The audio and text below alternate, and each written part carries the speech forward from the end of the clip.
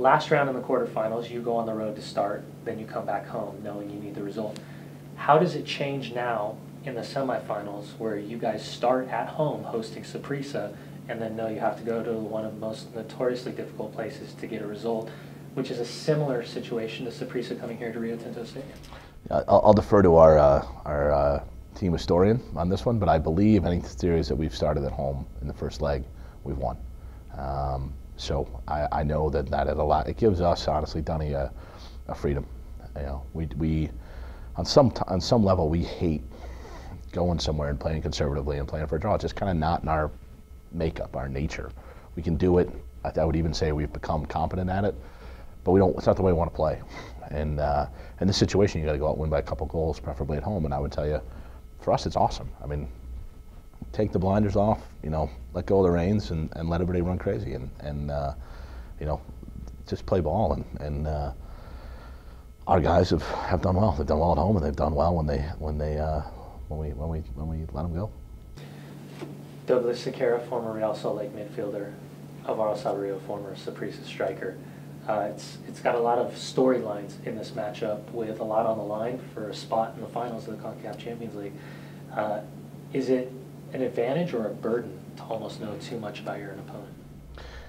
You know, in this case, when you're playing a team from a different country, I think it's an advantage. I mean, because I think you're coming in where you can get confident about somebody if you watch enough tape.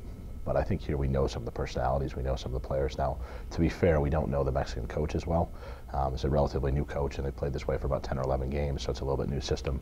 But I would say that stuff is only helpful at this point. I mean, you know, if you're playing a team within your league 4 or 5 times a year, I mean, yeah, can you get to a point of contempt and things can get too heated and things like that. But with a foreign and with a strange opponent, I think it's real helpful to have some of the extra background that we have here. With this success of CONCACAF Champions League and with fans starting to grasp the idea of this is our equivalent to a UEFA Champions League, have you seen the growth of the fan base's knowledge of the game grow along with the team? I would say yeah. I would say definitely yeah. I mean, we've gone from you know, Bryce Eccles, where whatever noise was being made just echoed around the empty concrete and was lost. And maybe our fans were in fact very knowledgeable there, but you know, in between the cowbells and the echo, I can never really figure it out. And the samba drums.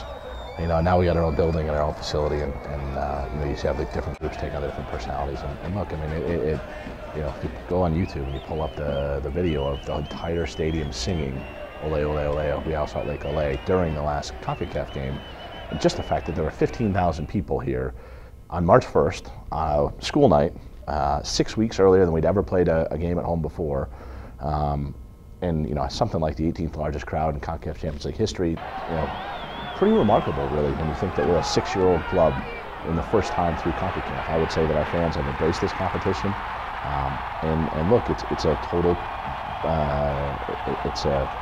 we feed off one another. The fans are critically important to us. When they bring that atmosphere, you know, we play better. And when that stadium is singing, man, you're making a difference. Like, that's progress. Then you know that everybody's getting it. Like, we're all in this together. And you know, look, I hope that we can carry the flag forward from here on out, not just for MLS, but for the United States. I mean, we're playing for American soccer. We're playing for American soccer to become a respected force in the globe.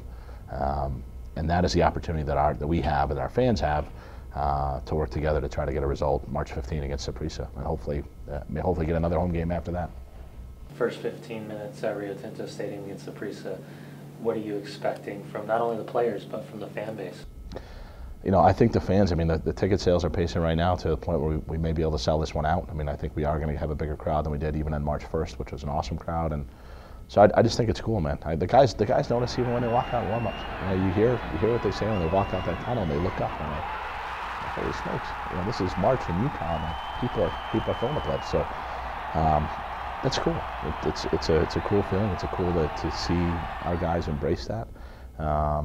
And look, in the first 15 minutes, we got to watch out for counterattacks. We can't have the FC Dallas playoff game again where we go for broke, which we want to do, but we make silly mistakes, we make silly tactical decisions, and make it easy for them. Because this is a team that does have speed, and it's a team that's good from set pieces, and we need to make sure that we're smart about how we do it.